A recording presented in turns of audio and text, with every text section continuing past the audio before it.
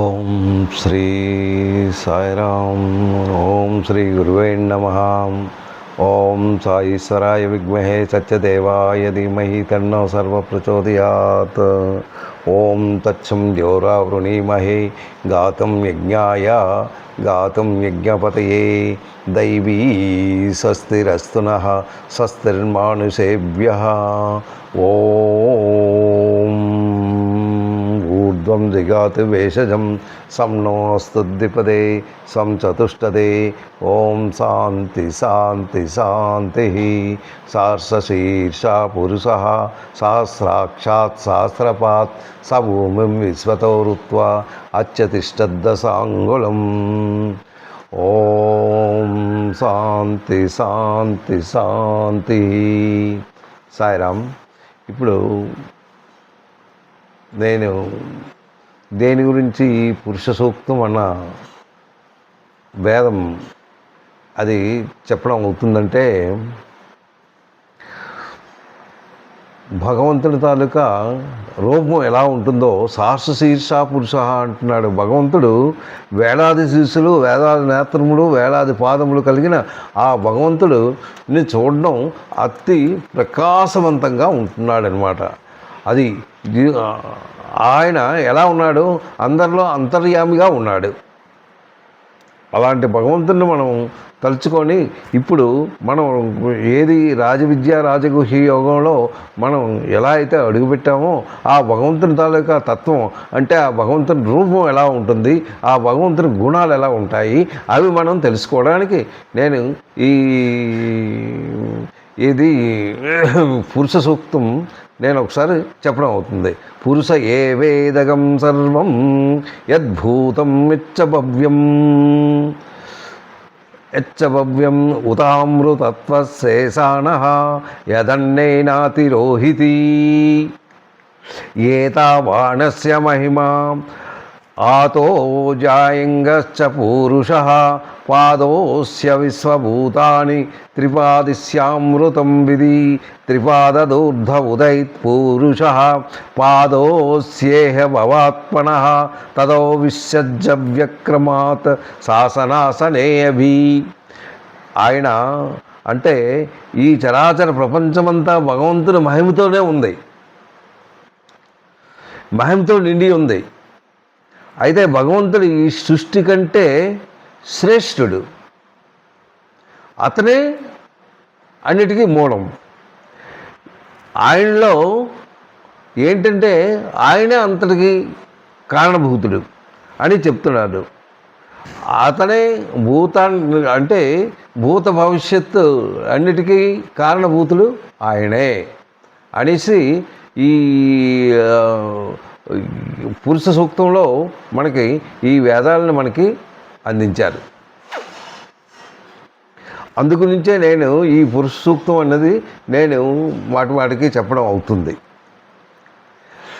అది ఒకసారి మీరు కూడా నేర్చుకుంటే అది చాలా మంచిది. అంటే ఆ భగవంతుని తత్వాన్ని మీరు కూడా అర్థం చేసుకోగలరు. ఆయన ఎలా ఉంటాడు అనేసి ఎంత చక్కగా ఉందో చూడండి. సహస్రశీర్ష పురుష సహస్రాక్షాత్ సహస్రపాత్ సభూమి విశ్వతో వృత్వా అత్యతిష్టద్దశాంగుళం. ఆయన వేలాది శిరస్సులు, వేలాది కళ్ళు, వేలాది చేతులు, వేలాది తలలు ఇవన్నీ కలిగి ఉన్న ఆ భగవంతుని అది చాలా తేజస్సుగా ఆయన ఉంటున్నాడు అనమాట. అంత తేజస్సు రూపాన్ని మనం కల్పించుకోవడం అంటే చాలా కష్టమైన పని. అయితే ఇప్పుడు మనం అసలు ఈ రాజగుహ్య యోగం అంటే రాజవిద్య రాజగుహ్య యోగం ఏంటి? రాజవిద్య రాజగుహ్య యోగం అంటే దాని గురించి నేను మొన్న చెప్పడం అయింది. ఇప్పుడు మరలా అంటే ఈ యోగంలో ఏదైతే మనకు అందించారో శ్రీకృష్ణుడు ఆయన తాలూకా తత్వాన్ని మనకి బోధిస్తున్నారు. అంటే ఇది ఈ యోగం చాలా రహస్యమైనది, చాలా విలువైనది, చాలా అంటే ఎవరైతే దీన్ని తెలుసుకుంటారో వాళ్ళు చాలా ధన్యులు అవుతారు అనేసి ఈ ఈ దీంట్లో మనకి అందించడం అయింది. అయితే ఇది ఎంతవరకు మనం 1-2 శ్లోకాలు నేర్చుకున్నాం. అందులో ఏంటి చెప్పారు భగవంతుడు? విజ్ఞానము, జ్ఞానము వాటి గురించి ఆయన బోధించారు. ఏంటి విజ్ఞానం అంటే ఏంటి, జ్ఞానం అంటే ఏంటి? అయితే అందులో ఆయన చెప్పేది ఏంటంటే, నీవు ఈ విధంగా నువ్వు తెలుసుకున్నట్టయితే ఇంకా తెలుసుకోవాల్సింది ఇంకేం లేదు. అది తెలుసుకున్నట్లయితే ఆ తత్వజ్ఞానాన్ని నువ్వు తెలుసుకుంటూ ఆ దారిలో నువ్వు వెళ్ళినట్టయితే ఇంకొక విషయం తెలుసుకోని అవసరం లేదు అనేసి మనకి ప్రబోధిస్తున్నారు. అయితే ఇప్పుడు ఈ 3వ శ్లోకంలో ఏంటి చెప్పారు అన్నది మనం ఒకసారి తీసుకుందాం. ఏంటంటాడు? అశ్రద్ధాదానః అంటే అశ్రద్ధ ఫస్ట్ బిగినింగ్లోనే ఆ శ్లోకాన్ని మనకు ఏ విధంగా అందించారో ఒకసారి మనం గ్రహించుకుందాం. ముందు శ్రద్ధ గురించి ఆయన మాట్లాడుతున్నారు. ఏ విషయానికైనా, ఏ పని అయినా, ఏది మనం చెయ్యాలనుకున్నా ప్రతిదానికి శ్రద్ధ అవసరం. శ్రద్ధ లేనిదే మనం ఏ పని చేయలేం. ఏ పని చెయ్యాలన్నా దానికి తగిన ఇంట్రెస్ట్ మనం చూపించాలి. అలాగే ఈ భగవత్ తత్వాన్ని తెలుసుకోవాలంటే మీలో ఒక మంచి శ్రద్ధ రావాలి. ఓన్లీ శ్రద్ధతో నేను భగవత్ తత్వాన్ని తెలుసుకుంటాను అంటే అది అవ్వదు. ఓకే, నీకు శ్రద్ధ ఉంది, కానీ ఆ శ్రద్ధతో కూడిన భక్తి ఎక్కడైనా ఉందా? అది భక్తి ఉన్నట్టయితేనే మీ మనసు నిర్మలంగా ఉంటుంది. మనస్సు ఎప్పుడైతే నీకు నిర్మలమైందో, నిర్మలమవుతూ చక్కగా మీరు ముందుకు వెళ్ళారో అప్పుడే ఆ భగవంతుడు అంటే మీలో ఒక్కొక్కటి ఏదైతే అజ్ఞానంలో ఉన్నారో, ఏదైతే అజ్ఞానంలో ఉంటూ మీరు ప్రవర్తిస్తున్నారో ఆ ప్రవర్తన కాలాన్ని, ఆ ప్రవర్తనలను అది తుడిచివేస్తూ ఉంటుంది. దేన్ని తుడిచివేస్తుంది? అజ్ఞానాన్ని తుడిచివేస్తూ ఉంటుంది. ఎప్పుడైతే అజ్ఞానాన్ని కొద్ది కొద్దిగా పోతూ ఉందో ఆ జ్ఞానం అన్నది ముందుకు వస్తూ ఉంది. అప్పుడు జ్ఞానానికి అజ్ఞానానికి ఏంటి? అజ్ఞానంలో ఉన్నట్టు అయితే మీరు చాలా అంటే కళ్ళు లేని గుడ్డివాళ్ళుగానే ఉంటారు. ఏంటి కళ్ళు లేని గుడ్డివాళ్ళంటే అంటే మీ తాలూకా మనస్సు, బుద్ధి, జ్ఞానం ఇవన్నీ ఒకదానికొకటి తోడై ఉంటాయి. ఎప్పుడైతే అది మార్పు రాలేదో అంటే దేని గురించి మీ ఆలోచనలో ఉండను, ఆ ఆలోచన అవనివ్వదు. ఎందుకు? మీలో ఉన్న గుణాలని అవన్నీ అణిచివేస్తున్నాయి. మీరు భగవంతుని ధ్యానం చేసుకుందామనేసి మనసులో కలుగుతుంది, అంటే శ్రద్ధ ఉంది, భగవద్ ధ్యానంలో ఉంటాను అని. ఆ శ్రద్ధకు తగిన భక్తి కూడా కావాలి. దానితో కూడా నీ తాలూకా మనసు, నీ తాలూకా బుద్ధి ఇవి కూడాను కొంత చేంజ్ కావాలి. అంటే భగవంతుని మీద నీ మనసు ఎటైతే పరిగెడుతూ ఉంటుందో ఆ పరిగెట్టే మనసుని ఆపుతూ దాన్ని డైవర్ట్ చేయాలి. అది ఆపుతూ డైవర్ట్ చేస్తూ ఆ మనసుని భగవంతుని మీద లగ్నం చేసినట్టయితే అప్పుడు మీ తాలూకా ఏదైతే మీరు అనుకున్నారో అది మీకు వ్యక్తంగా ఉంటుంది. అది ఈ శ్లోకంలో చాలా చక్కగా వివరించారు. నేను ఎందుకంటే ఈ శ్లోకం ఇంత నొక్కు నొక్కు చెప్పడానికి కారణం ఏంటంటే ఇది కొద్దిగా తెలుసుకోవడం కష్టమైన పని. నెక్స్ట్ ఈ యోగం అన్నది భగవంతుడే చెప్తున్నాడు.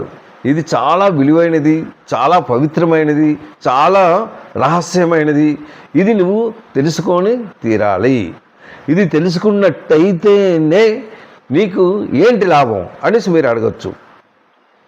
ఓకే, మేము ఏదో కష్టపడి ఇవన్నీ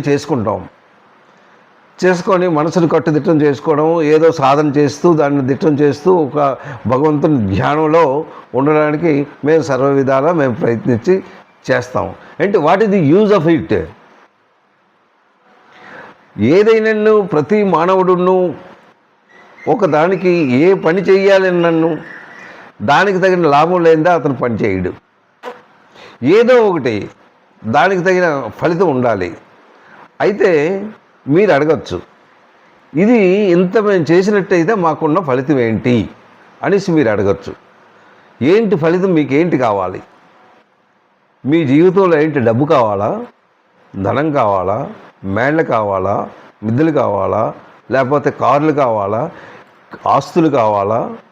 ఏంటి కావాలి? అన్నీ మీకు ఇవ్వలేదా? భగవంతుడు మీకు అన్నీ ఇచ్చాడు.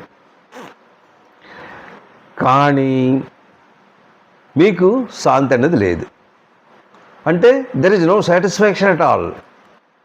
ఎందుకు సంతృప్తి కలగట్లేదు? సంతృప్తి ఎందుకు మీరు చెందటం లేదు? మీరు ఎప్పుడు అశాంతిగా ఎందుకు ఉంటున్నారు? దానికి కారణం ఏంటి? ఎప్పుడైనా శాంతిగా ఉన్నారా?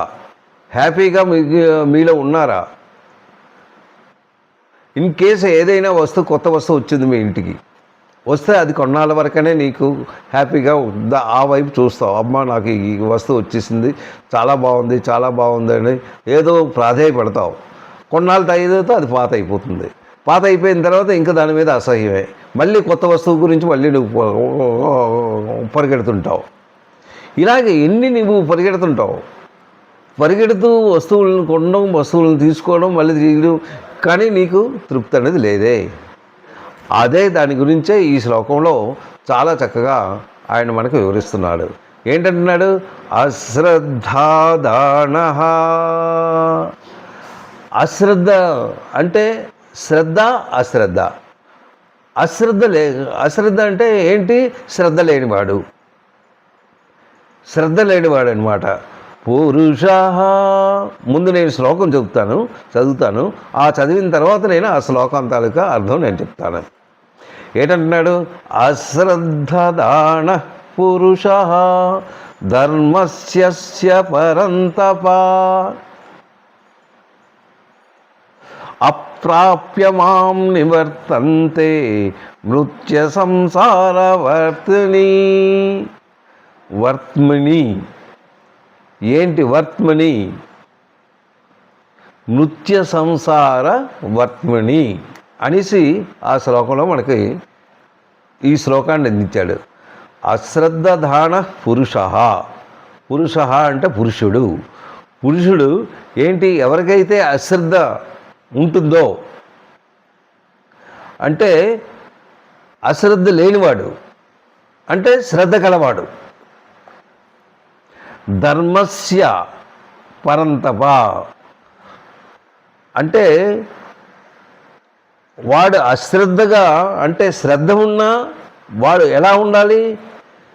ధర్మంతోనే వాడు జీవితాన్ని గడపాలి. ఏ పని చేసినా ధర్మమా అధర్మమా అని ఆలోచించాలి. ఆలోచిస్తూ ముందుకు వెళ్ళాలి.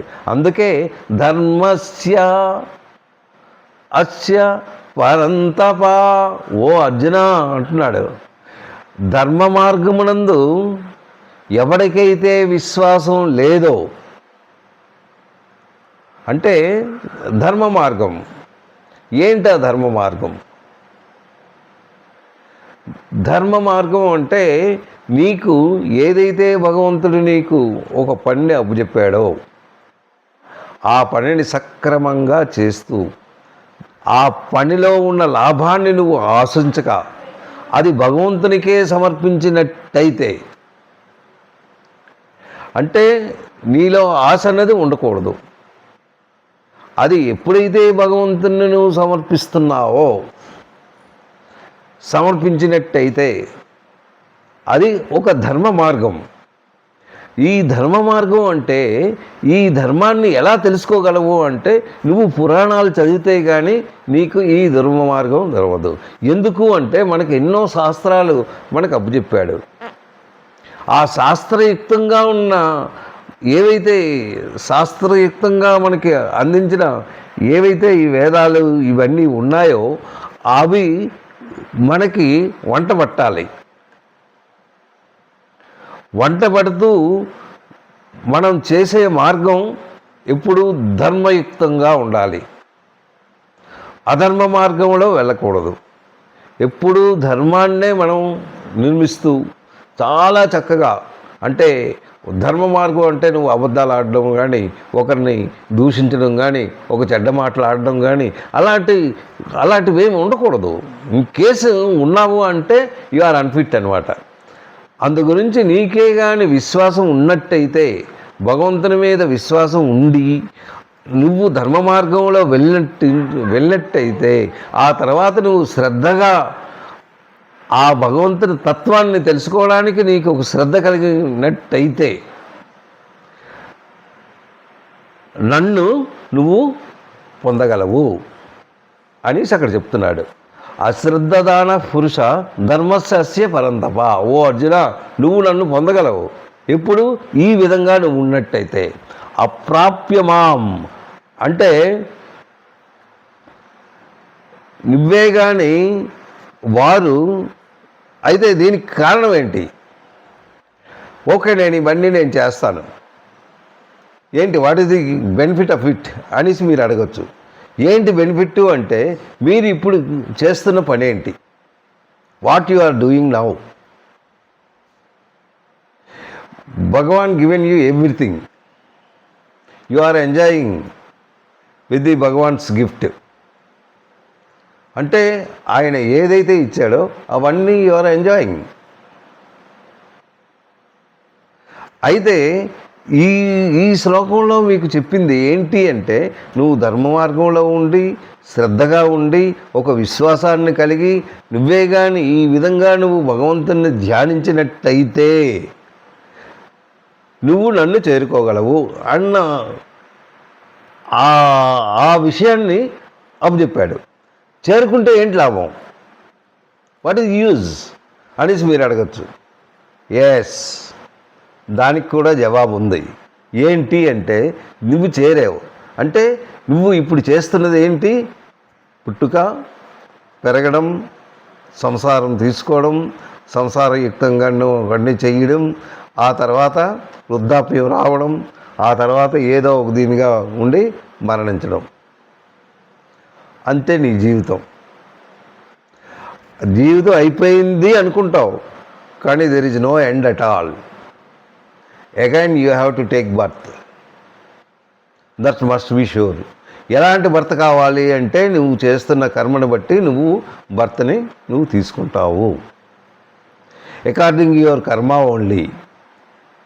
అంటే నీ కర్మ అంటే నువ్వు చేసిన పనులు ఎలాగా ఉన్నాయి ఏంటి అనేసి నువ్వు భావించుకున్నట్టయితే ఆ విధంగా నువ్వు నీ భర్తను నువ్వు తీసుకోగలవు అన్న విషయం.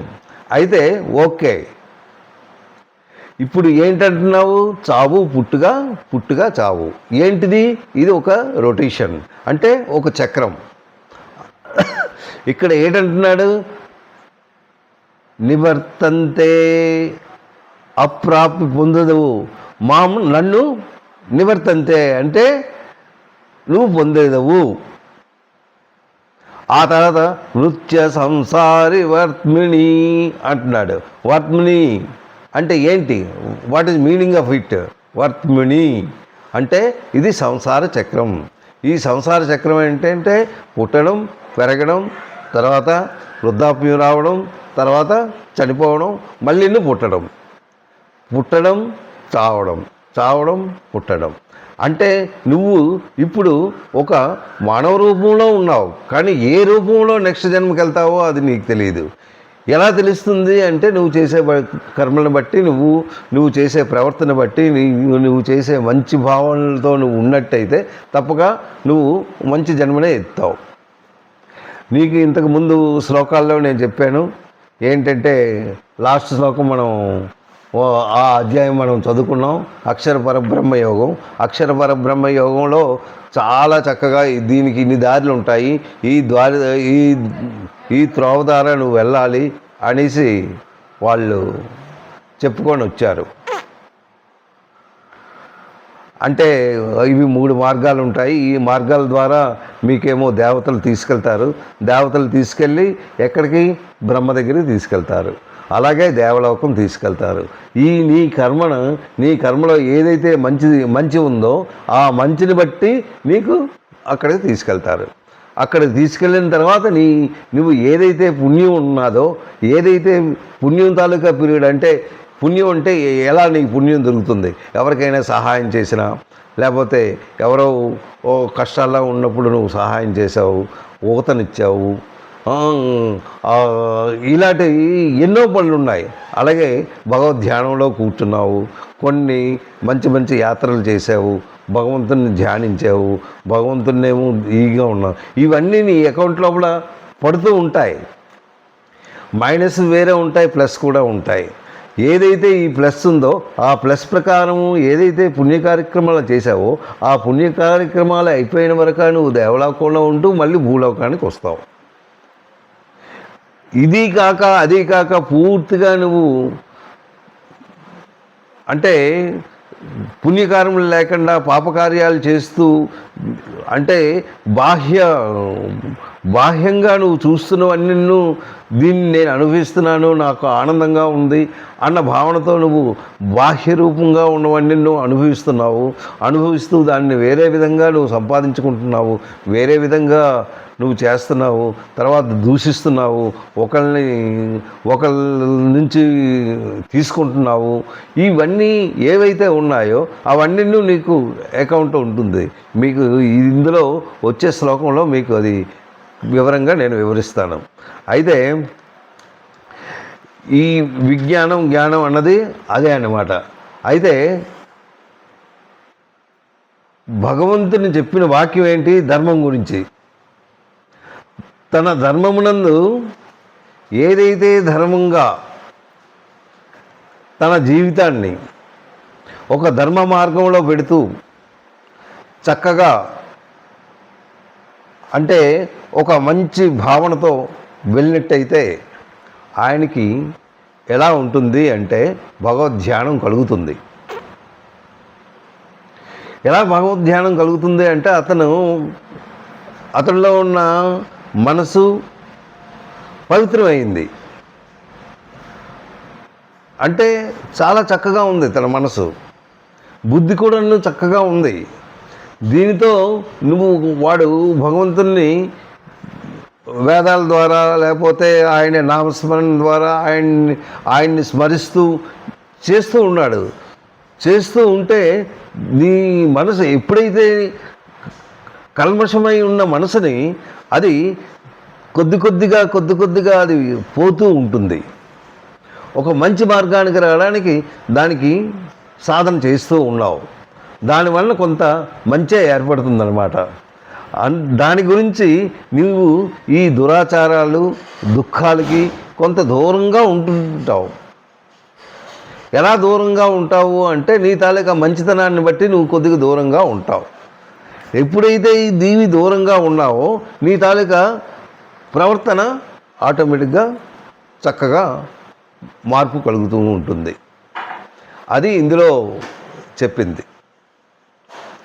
ఎప్పుడైతే నీకు మార్పు కలిగి భగవద్ధ్యానంలో నువ్వు పడిపోయావో, భగవంతుణ్ణి ఎల్లప్పుడూ నువ్వు స్మరిస్తూ ఉన్నావో, ఆ భగవంతుడు నిన్ను కరుణించి నీలో ఒక మార్పు కనబడిస్తాడు.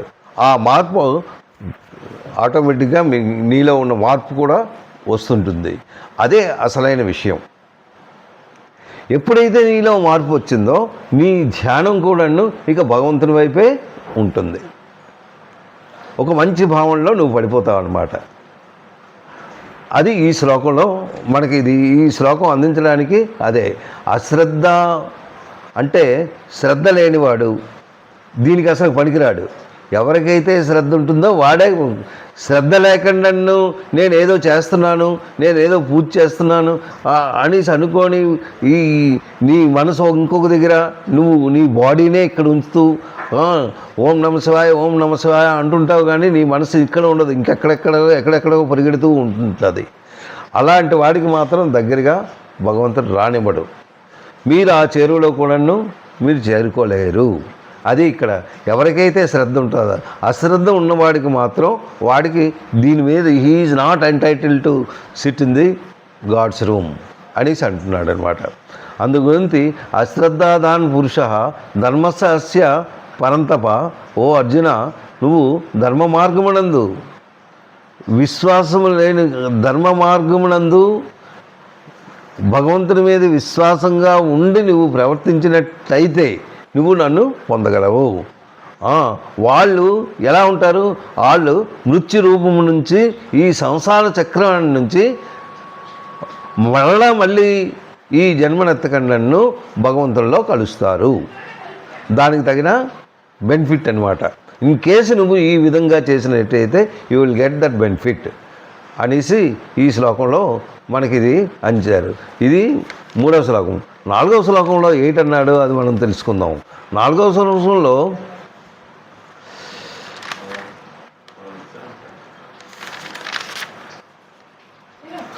మయా తత్మిదం సర్వం. మయా అంటే నా చేత. మయా తత్ మిదం సర్వం. సర్వం అంటే సమస్తమైన. జగత్ అవ్యక్తమూర్తినా. మూర్తినా నిరాకార బ్రహ్మ మూర్తి. అతను ఎలా ఉంటాడు? ఆయన నిరాకార బ్రహ్మ, నిరాకారుడు. ఆయనే నిరాకారుడు. ఈ జగత్తునంతను ఆయనే చూసినవాడు. జగత్ అవ్యక్త, ఆయనకి అవ్యక్త, ఆయనకి చావన్నది లేదు. ఆయనే పెర్మనెంట్. అక్షర పరబ్రహ్మ యోగంలో కూడాను ఇలాగే సేమ్గా మనకి 2-3 శ్లోకాలు మనకి అది అతను అందించారు. అదే మళ్ళీ చెప్తున్నాడు. ఎందుకు ఇది చెప్పినదే మళ్ళీ మనకి ఎందుకు చెప్తున్నారు అంటే మన జ్ఞానం గురించే. అంటే మనకి ఊరకెక్కదు, అందు గురించి చెప్పిందే మళ్ళీ చెప్తున్నాడు అనమాట. మత్సాని సర్వభూతాని నచ అహం లేషు అవస్థిత. ఈ జగత్తంతయు అంటే ఈ జగత్తంతయు నాతోనే ఉన్నది, నాలోనే ఉన్నది. మొత్తం ఈ జగత్తు ఏంటి? మనం ఈ భూమిలో ఏంటి? 3 వంతులు సముద్రమే ఉంది, 1 వంతే భూమి ఉన్నది. ఆ సముద్రం కూడా మంచుతో కప్పబడి ఉంది. అయితే ఇలాంటిది ఎలా వచ్చింది అంటే ఇదంతా భగవంతుని సృష్టి. ఈ భగవంతుని సృష్టిలోనే ఇది ఏర్పడ్డది. ప్రాణులన్నీ ఏవైతే సకల ప్రాణులు ఎన్ని ఉన్నాయి ఇక్కడ 85 lakhs మొత్తం ఇక్కడ ప్రాణులు ఉన్నాయి. అంటే పక్షులు, ప్రాణి అంటే ఏంటి? మనుషులు కూడా అవ్వచ్చు, పక్షులు అంటే varieties of 85 lakhs varieties of ప్రాణి. అంటే అన్ని రకాలు ఈ ప్రాణులు ఈ భూమి మీద నివసిస్తూ ఉన్నాయి. వీటన్నిటికీ ఆధారం ఎవరు అంటే భగవంతుడే. అది ఎక్కడి నుంచి వచ్చింది అంటే భగవంతుని దగ్గర నుంచే వచ్చి సృష్టించాడు. సృష్టికర్త ఆయనే. ఆయన సృష్టించిన వరకే, మిగిలిందంతా నీ మీదే. ఇక నీ బాధ్యత, నువ్వు ఎలా నడుచుకుంటావు అన్నది నీ ఇష్టం.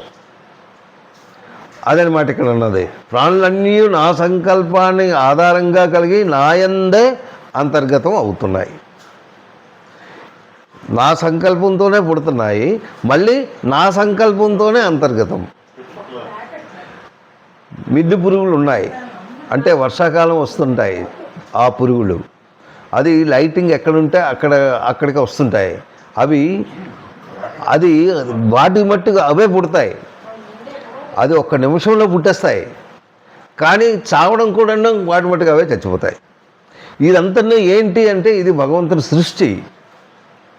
అంటే పుట్టించడం, అంతర్గతం అవ్వడం అంతా ఆయనదే. అందుకే నాయందే అంతర్గతమై ఉన్నది. వాస్తవముగా నేను వాటి యందు లేను. ఏంటి, నేను పుట్టించిన వరకే, తర్వాత లేనివ్వడం కూడాను నాదే. కానీ ఈ మధ్యనున్న పీరియడ్ మాత్రం నీది. ఏంటి పీరియడ్?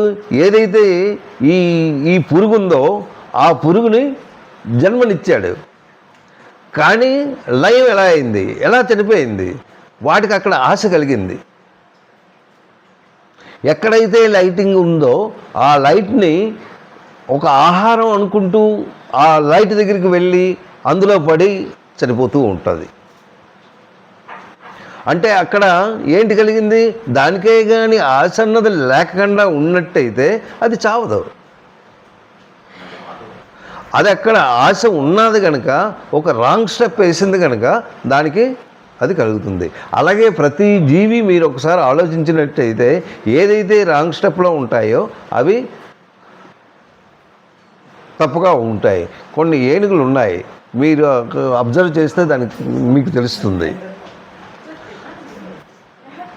ఇప్పుడు అంతవరకు అవసరం లేదు. నీటిలో చేపలు పట్టేవాడు ఒక వలని అంటే ఒక ఇది వేస్తాడు, ఒక కర్రతో, దానికి చిన్న ఎర్ర ఒకటి పెట్టి ఆ ముళ్ళుతో సహా ఒకటి దాంట్లో వేస్తాడు. చేప చూసి ఆశ కలిగి దాన్ని ఏం చేస్తుంది, అది పట్టుకోవడానికి టక్కని వచ్చి దాన్ని పట్టుకుంటుంది. దానికి అక్కడ ఆశ కలిగింది. ఎప్పుడైతే ఇది ముళ్ళు చిక్కుకుంటూ పోతుంది, ఎప్పుడైతే ఇది చిక్కుందో వాడేమో మీదకి తీసేస్తాడు. తీసిన వెంటనే అది చనిపోతుంది. అంటే ప్రతి దానికి ఒక చక్కగా మనం ప్రవర్తించుకున్నట్టయితే మనకేమవదు. మనకే కానీ ఆశ అన్నది కలిగి ఇంకొక రాంగ్ స్టెప్లో మనం వేసినట్టయితే మన ప్రాణానికే అది దోషం అవుతుంది. అయితే ఇలా మనం చెక్కుపోతే ఇంకా అసలుదే ఉన్నది. అయితే ఇప్పుడు మాయా తత్మిదం సర్వం జగత్ వ్యక్తమూర్తిన మత్స్థాని సర్వభూతాని, అంటే నాయందే మత్స్థాని అంటే నాయందే అంతర్గతం అవుతున్నాయి. నాయందే మత్స్థాని సర్వభూతాని, ప్రాణులన్నీ నాయందే అంతర్గతములై ఉన్నవి. సర్వభూతాన్ని అంటే సర్వభూతాన్ని నచాహం తేసు అవస్థిత, వాటి యందు నేను మాత్రం వాటి యందు లేను. నేను వాటిని సృష్టించిన వరకే, ఆ తర్వాత ఇంకా వాటి ఇష్టం అన్నమాట.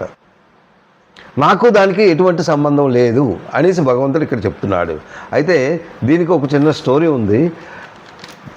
ఒక బ్రాహ్మణుడు ఉన్నాడు. ఆయన చక్కగా చాలా గొప్పవాడు కనుక ఎలాగా ఏంటి అన్న భావన లేకుండా, అంటే ఈ శ్లోకానికి దీనికి చిన్న లింక్. ఆయన రోజును భగవంతుడికి నైవేద్యం ఇస్తూ ఆ భగవంతుని నైవేద్యం అయిన తర్వాత తను భోజనం ఆరగించేవాడు. అంటే ఆయన తినే ముందు మాత్రం కంపల్సరీ నైవేద్యం భగవంతుడికి ఇవ్వడం ఆయనకి ఒక అలవాటు. అంటే భగవంతుడు ఆయన కూడా మధ్యాహ్నం భోజనం చేయాలి కదా అన్న భావన అన్నమాట. లోపల ఉన్న భావనతో ఎవరికైతే ఆ భావన ఉంటుందో అదే డివోషన్, అదే భక్తి. ఆ భక్తిగా ఆయన చేస్తూ ఉండేవాడు. ఒకరోజు ఆయనకి ఊరు వెళ్ళవలసి వచ్చింది కంపల్సరీ. ఆయన ఊరు వెళ్తే, అయ్యో భగవంతుడికి నైవేద్యం పెట్టకుండా నేను ఎలా ఉండగలను, నేను రోజు నైవేద్యం పెడుతున్నానే, ఈ నైవేద్యం అది కంపల్సరీ నేను అక్కడికి వెళ్ళాలి, ఇక్కడ నైవేద్యం ఎవరు పెడతారు అనేసి ఒక ఆలోచన స్థితిలో ఉన్నాడు. అంతలో తన కుమారుడు చిన్న వయసు 5 years కూడా ఉండవు, 3-4 years బాయ్ అనమాట. ఆ బాయ్ని పిలిచి, అరే బాబు నేనేమో ఊరు వెళ్తున్నాను, నైవేద్యం అన్నది భగవంతుడికి పెట్టాలి, నైవేద్యం భగవంతుడికి పెట్టిన తర్వాతే మనం తినాలి, ఆయన ఆరగిస్తాడు, ఆయన తింటాడు, తిన్న తర్వాత మనం తినాలి అనేసి చెప్తాడు. నైవేద్యం అంటే ఏంటి అంటే ఇది అనేసి అతను చెప్తాడు. ఓకే అంటాడు. ఆ నైవేద్యాన్ని పట్టుకొని వెళ్తాడు. అయితే ఇతను ఊరు వెళ్ళిపోయిన వెంటనే ఈ అబ్బాయి ఏం చేస్తాడు అంటే, నైవేద్యం నాన్నగారు ఇమ్మన్నారు కదా అనేసి ఇంట్లో చేసింది ఒక ప్లేట్లో పెడుతూ ఆ భగవంతుడు పెట్టాడు. తండ్రి ఏం చెప్పాడంటే నైవేద్యం భగవంతుడు తింటాడు, తిన్న తర్వాతే మనం తినాలి అని. ఒక అరగంట కూర్చున్నాడు నైవేద్యం పెట్టేసి, స్వామి నువ్వు వచ్చి తిను అని. కానీ ఏమీ లేదే, ఎవరూ రాలేదు, ఏమి తినటం లేదు, ఏమీ లేదు, ఎలాగ ఉండవలసిందో. ఇదేంటి మా నాన్నగారు పెట్టింది నువ్వు తింటున్నావు, నేను ఏంటి పాపం చేశాను, నేను చేసిన తప్పేటో నువ్వు నాకు చెప్పు, నేను నీకు నైవేద్యం పెట్టడం నాకు తప్ప, మరి మా నాన్న పెట్టింది నువ్వు తింటున్నావు కానీ నేను పెట్టింది ఎందుకు తింటం లేదు అనేసి ఒక జిద్దిగాను అక్కడ కూర్చున్నాడు. కూర్చున్న తర్వాత ఇంకా రాలేదు. అయితే ఇంకా భగవంతుడు నా మీద చాలా కోపంగా ఉన్నాడు, నేనేదో తప్పు చేసి ఉంటాను, నువ్వు వస్తావా తింటావా లేదా అనేసి ఏడుస్తూ కూర్చున్నాడు. చిన్నవాడు కదా, 3 years బాయ్, ఇంకా ఏడుపు స్టార్ట్ చేశాడు. ఎప్పుడైతే ఏడుస్తూ నువ్వు కంపల్సరీ వచ్చి దీన్ని తినాలి అన్న భావనతో ఏడుస్తూ కూర్చున్నాడు. ఎప్పుడైతే ఏడుస్తూ ఉన్నాడో భగవంతుడు టక్కన వచ్చాడు, వచ్చి తను నైవేద్యం తినడం స్టార్ట్ చేశాడు. ఎప్పుడైతే నైవేద్యం అయిపోయిందో ఇతను ఊరుకొని సర్లే అయిపోయింది కదా అనేసి తన తల్లిదండ్రులకి వెళ్తాడు. వెళ్ళిన తర్వాత ఏరా బాబు నువ్వు నైవేద్యం గురించి వెళ్ళి నువ్వు ఎందుకు ఇంతవరకు ఉండిపోయావు, 1 గంట వరకు ఎవరైనా నైవేద్యం చేస్తారంటే భగవంతుడు తినొద్దా, అయితే ఆ ప్లేట్ ఏదిరా నాయన అంటే, ఇంకేంటి భగవంతుడు తినేశాడు కదా, ఇంకా నేను అదేంటది భగవంతుడు తినడం ఏంటి, నువ్వు నైవేద్యం ఇవ్వలేంటి, నువ్వు అక్కడ ఏంటి, సర్లే నేను వస్తాను చూస్తాను అంటే అక్కడికి వెళ్ళి చూసేసరికి ప్లేట్లో కొద్దిగా ఎంగిలి వెతుకులు ఉన్నాయి. అంటే ఎవరో తిన్న ఊహలు, అంటే భగవంతుడు కంపల్సరీ వచ్చి తిన్నాడు అనమాట. అయితే రేపటి నుంచి నువ్వే ఈయనన్నా రోజు నైవేద్యం భగవంతుడిని ఆరగిస్తున్నాడు, నాన్నగారు ఇస్తే చేయట్లేదు కానీ నువ్వు ఇస్తే ఆయన తింటున్నారంటే నువ్వు చాలా అదృష్టవంతుడివి, నువ్వు ఇయ్యు అనేసి ఇలా స్టార్ట్ చేశాడు. అంతట్లో తండ్రి వచ్చాడు, తండ్రికి కూడా ఇలా చెప్పాడు, సర్లే అనేసి చేయడం జరిగింది. అంతట్లో ఈ కుర్రవాడు కొద్దిగా పెద్దవాడయ్యి, అంటే ఒక 7 years 8 years అయిన తర్వాత కొంత కష్టం వచ్చింది. అంటే వెళ్తూ టప్పులు పడిపోయాడు. పడిపోతే ఈ ముడుకు శుభ్రంగా కొట్టుకుపోయిన తర్వాత విపరీతమైన నొప్పితో బాధపడుతున్నాడు. ఆ నొప్పితో బాధపడుతూ ఇంకా అంటే నిద్ర పట్టకుండా చాలా గింజుకుంటున్నాడు అనమాట. ఆ టైంలో భగవంతుని ప్రార్థిస్తాడు, స్వామి నేను పెట్టిన నైవేద్యం పెట్టినప్పుడు మాత్రం నువ్వు టక్పని వచ్చి నువ్వు తినేస్తున్నావే, ఇప్పుడు నాకు కష్టం వచ్చింది, ఈ కష్టం వచ్చినప్పుడు నువ్వు వచ్చి నన్ను కాపాడొచ్చు కదా, నువ్వెందుకు నన్ను కాపాడటం లేదు అనేసి మళ్ళీ గట్టిగా పట్టాడు. పట్టిన తర్వాత అయ్యో సర్లేరా బాబు, అంతట్లో భగవంతుడు వచ్చాడు. వచ్చి ఏంటయింది అంటే ఇలా పడిపోయాను, నేను పెట్టిన నైవేద్యం మాత్రం నువ్వు తినేస్తున్నావు, కానీ నాకు కష్టం వచ్చినప్పుడు నువ్వేం నన్ను ఆదుకోవట్లేదు, నువ్వు ఖాళీ నైవేద్యం తినడానికైనా ఉన్నావు, నువ్వు కష్టం వచ్చినప్పుడు నువ్వు ఆదుకోలేవా అనేసి కొద్ది కోపంగా మాట్లాడతాడు. ఒరే బాబు అది కాదురా నాయన, నైవేద్యం పెట్టావు కరెక్టే, నువ్వు తినమన్నావు నేను తిన్నాను, అంతవరకు బాగానే ఉంది, దీని గురించి నీకేంటి కావాలి, నైవేద్యం ఏంటి నీ సొంతమా, నువ్వు తయారు చేసావా,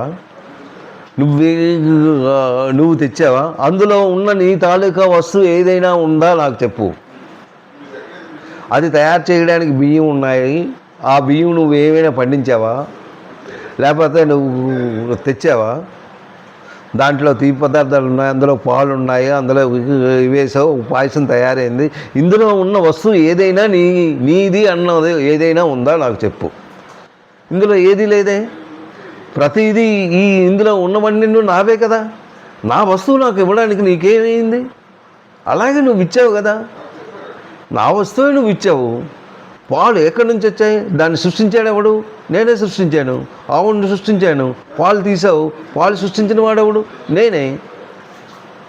ఆ తర్వాత ధాన్యం వేశారు, ధాన్యం వేసిన తర్వాత ఆ పంట పండించిన వాడెవడు, దానికి వర్షం పడితే కదా అది పండుతాయి, ఇవన్నీ ఎవరు చేశారు, ఇవన్నీ చేసిన వాడిని నేనే కదా, నువ్వు నీ సొంతంగా నువ్వేం చేసావు, ఏమైనా ఉన్నాయా అంటే అప్పుడు ఇతనికి కొద్దిగా జ్ఞానోదయం అయింది. ఏంటి అంటే ఈ జ్ఞానం ఇదే సేమ్ ఈ శ్లోకంలో చెప్పడం అయింది. ఏంటి అంటే ఈ శ్లోకంలో మయా తత్మిదం సర్వం జగత్వ్యక్తమూర్తిన, అంటే నా చేతనే ఈ జగత్తంతా ఏర్పడ్డాది, ఇదంతా నా సృష్టే, నా సృష్టితో ఉన్నాయి, ప్రాణులన్నీ నా సంకల్పంతోనే ఆధారం కలిగి ఉన్నాయి, నాయందే అంతర్గతమవుతున్నాయి. కానీ వాస్తవంగా నేను వాటితో నాకు సంబంధమే లేదు, నేను ఓన్లీ సృష్టించిన వరకే అన్న భావనతో ఈ శ్లోకాన్ని మనకు అందించారు. అంటే ఇందులో భక్తి ఎంత ఉందో మీరు అర్థం చేసుకుంటూ ఆ చిన్న బాలుడు ఒక 3 years బాయ్, అంటే అతనికి ఎటువంటి చెడ్డ ఆలోచన లేకుండా, ఒక ఆశ అన్నది లేకుండా అంతా భగవంతుని అర్పిస్తూ అంటే నైవేద్యం ఇస్తూ అంత చక్కగా ఆయన ఇవి చేశాడు కనుక భగవంతుడు వచ్చి అవి ఆరగించడం అయింది. అలాగనే మనం కూడాను ఒక భక్తి భావనతో భగవంతుని ప్రార్థించినట్టయితే మనకు తప్పక ఆ భగవంతుడు మంచి చేస్తాడు, కానీ చెడ్డ మాత్రం ఎప్పుడూ చెయ్యరు అన్న భావనతో మనం ముందుకెళ్దాం. ఇది 4వ శ్లోకం అయింది. సాయిరాం. తప్పులుంటే క్షమించండి.